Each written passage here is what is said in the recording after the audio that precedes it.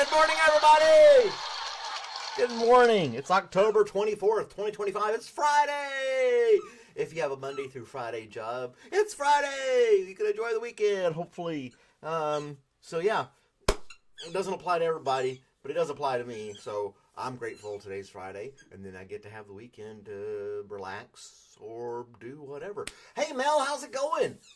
Thanks for joining me this morning, as always. Look forward to seeing you. Hope you slept well and you have your cup of coffee at hand, ready to start your day. Today is Uncle Terry's Day, because today is National Bologna Day. Yeah, and he's not even here yet. National Bologna Day. They didn't say National Fried Bologna Day, but it does say National Bologna Day. So, there you go. Uncle Terry, if you're watching this later on, congratulations. Go get you some, buddy. Good old fried bologna. That's a trucker's treat. Where is he anyway? Haven't seen him in a couple of days, showing up on our little morning show and saying hi and being weird, as Uncle Terry is. But either way, National Bologna Day. I don't mind a bologna sandwich every once in a while. Brings back memories. I used to eat them as a kid all the time. Just, plain old bologna and cheese with some mayo. To me, it's tasty. It's nice to have. It's simple. It's cheap. You just need a quick sandwich. There you go. So, bologna. And then we got somebody else is here. Is that Twist Nader? Well, thanks for joining us, Twist. I don't know where he is. I should text him. Let me text him real quick. I do have his number. So we're going to see. There he is. Where are you this morning? Today is National Bologna Day. There you go. I texted him. We'll see if he responds in some way. Calls me or shows up in the chat. Who knows? He's out on the road somewhere, probably sleeping, for all we know. Not while driving, but, truckers have. Anyway, you know what I'm talking about. Jay is your friend? Well, hello, Jay. Thanks for joining me this morning. Random fact of the day, bees may fly up to 60 miles in one day. I know honeybees go miles looking for flowers and nectar and stuff like that. And 60 miles in one day, not too shabby for a little bug. I wonder how far hummingbirds travel in one day when they're migrating south. Because those little boogers are fast. We should ask that, shouldn't we? Are you over here yesterday as well? My apologies. People come and go. I don't remember everybody. But I'm glad you're here nonetheless. We don't know what random is. That is random. I wonder, we have the ability, if you don't mind, I'm going to ask the AI. How far do hummingbirds travel when migrating south in one day? That's a great question. Hummingbirds are amazing little travelers. On average, they can travel up to 23 miles in a day during their migration. Some sources even say 23 miles and bees do 60 miles in one day? Come on, hummingbirds. Step it up. I mean, if a little bug can go 60 miles, surely you can go more than 23. He's from Oklahoma. Oklahoma. I've never been there. Is there anything, if you had to entice somebody to come visit Oklahoma, what's your claim to fame? And be like, oh, you got to come to Oklahoma and check this out. If you're ever in Oklahoma, make sure you go here. What would that be, Jay? Hey, there's Ray. Good morning, Ray. How are we doing today, Ray?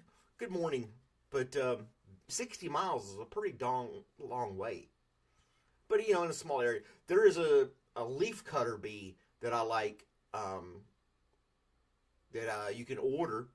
They'll send a little larva in a little package to your house. You put them in this little special, it looks like a birdhouse, but it's for bees. It's got all these little holes. You put the little leafcutter bees in there. They're tiny little guys, but they're hyperactive, and they stay in a small area, maybe a couple of acres of land, and they pollinate at a high rate, but they don't make honey.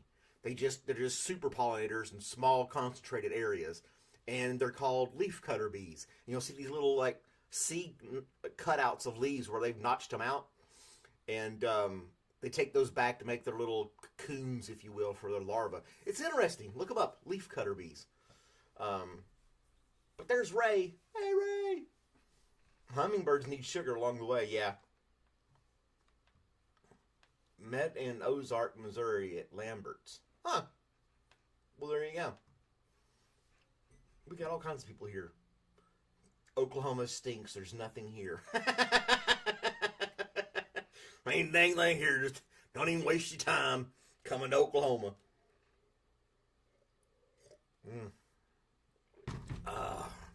Well, I'll tell you what isn't baloney is people riding barrels off Niagara Falls. Surely people have heard this before. Where the first time it happened was in 1901. Somebody got in a whiskey barrel or whatever. They capped it, plugged it, whatever, put the person in it, capped it, and then let them ride over the falls and pop up the other side and be like, look what I did because I'm insane. And unfortunately, some people never made it. So, but yeah, people at the time talk about being bored, nothing to do. And there's no social media to influence them to do this either. They're like, you know what? My claim to fame is me getting in this wood barrel and blindly falling off the top of the Niagara Falls and riding downstream where I get picked up and somebody's like, you actually did it. Can you put it? No, we don't have TV yet. We couldn't record it. But I promise, you did great. So, yeah, I can imagine they probably didn't even get paid for it. They just wanted their name in the paper. No sponsorships. You know, there wasn't like Marlboro on the side of it, you know. Sponsored by Marlboro and STP Fuel. You know, something like that. Like NASCAR stuff. I don't think it had that on there. It didn't have GoDaddy on the side. You know, saying that sponsor this person to plunge themselves over Niagara Falls in a barrel. I don't know. I don't get it. I don't think I'd watch it because I wouldn't want to endorse somebody dying like that. That'd be bad. You went to the Museum of Niagara Falls and saw the things. Yeah. Went over the falls. People are insane. But the first barrel ride down Niagara Falls was in 1901. So I think they have a crude picture of someone allegedly going over the falls. Let's look back here. And let's see. I've got it pulled up. Let's see if there's a picture. And there's not. Just a picture of Niagara Falls. That's it. No footage or pictures of the actual person stepping into a barrel. None of that stuff. Just bloop. Shane Gillis talks about his comedy special. No, I'm not related to him. Not that I know of in any way, shape, form, or fashion. He does a great Trump impersonation, which I've been trying to work on. That's probably the only thing we have in common. But no, I have no famous relatives of any kind. And I may look like certain people, but I promise you I have no affiliation, unfortunately, or fortunately. Whichever way you want to look at it. Depends on who you're talking about. But yeah. Mr. Womble stays up all night and has graced our presence, or graced us with his presence this morning. I can't talk. I need more coffee. How much money would it take for one of you guys to hop in a barrel and go over Niagara Falls? Yeah, I'm not special. Really, I'm not. I don't know. Even like $1 million. $1 million really isn't that much these days, if you think about it. You know, over the course of 10 years, that's the salary of $100,000. It's not like a lot of money anymore. It'd have to be like, I don't know, 20 million. And then I would have to like test run the barrel a few times to see how well it turned out. And then I'd have to pad the inside with pillows or bubble wrap or something so I don't get banged around inside it. I don't know that I would do it. I'm not that kind of, I don't seek that type of adventure. I don't know. I'm not a daredevil. The most daring thing I do is this right here, getting online and yapping at the camera. I don't imagine myself going over Niagara Falls. You slept overnight, Ray? Dang. I'm special in my own way. I'm special. That's right. I don't know if I would do it. I'd be like, I'm good. I'm good. I'm not going over the Niagara Falls in a barrel. Yeah.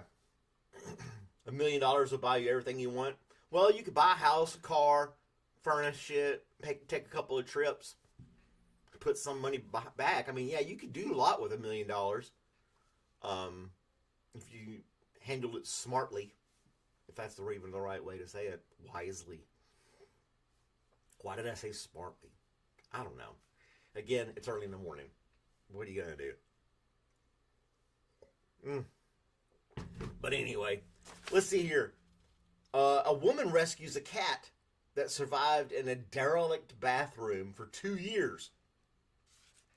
So some cat was living in some neglected bathroom for a couple years, and this lady was like, I think you had enough there, buddy. Come with me. You don't have to lick random moldy water off the floor of a. I don't know. I'm just imagining what that would look like. They've got a picture of the cat if you guys want to see it. Let's look here real quick.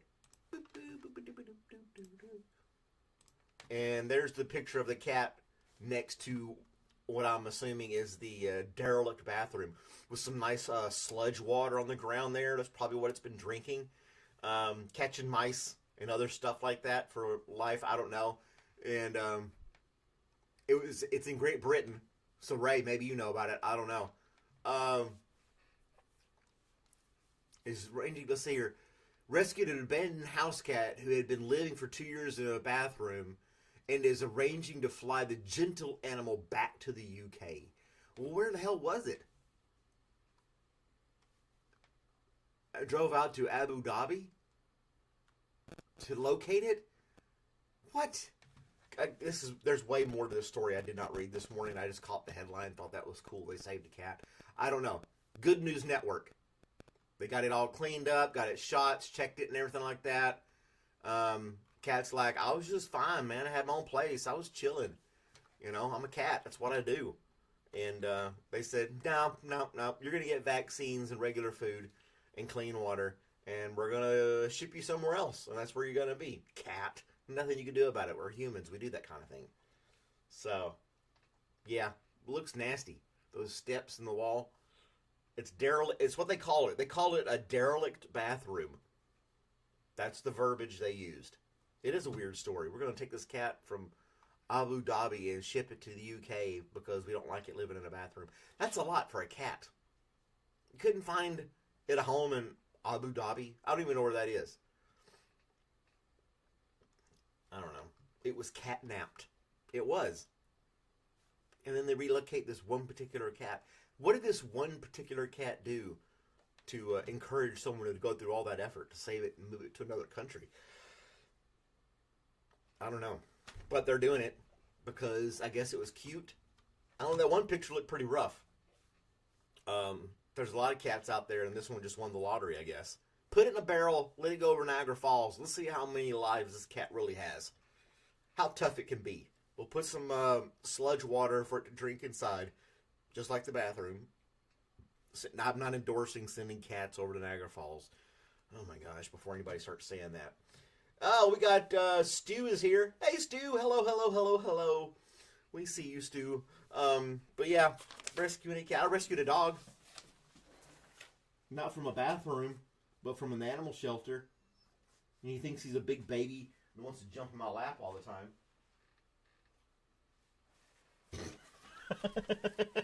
But and I didn't transfer him from one country to another. He was just down the street.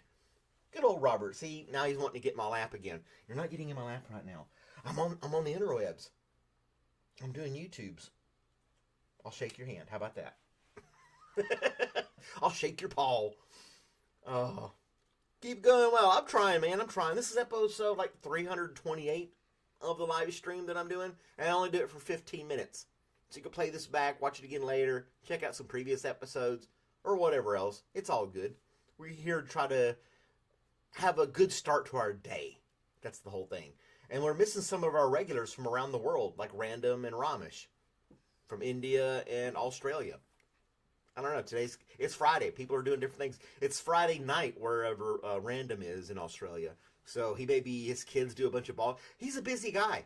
Busy guy indeed. There's no telling what he's doing right now, but I'm sure he's doing good. Mel says it's going to be a 9 out of 10 day today. Weather looks great where I am. Hopefully it's great where you're going to be, and all that good jazz. That's my 15 minutes of fame, guys. I got to go to my regular job and do my regular stuff for the day. So I will hope that all of you have a great day. Compliment a stranger. You might make somebody smile. Like, share, subscribe. If you're new, check out the other stuff on the channel. There's more to it than just this. And I hope you all have a wonderful time wherever you may be. Bye, guys.